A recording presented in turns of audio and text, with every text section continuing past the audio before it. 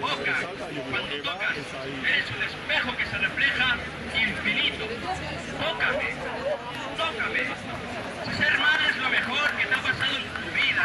Si aquel chico tan educado te ha denunciado por despreciarle, si te estropearon la casa y ahora te apuntas en un barrio extraño, tócame.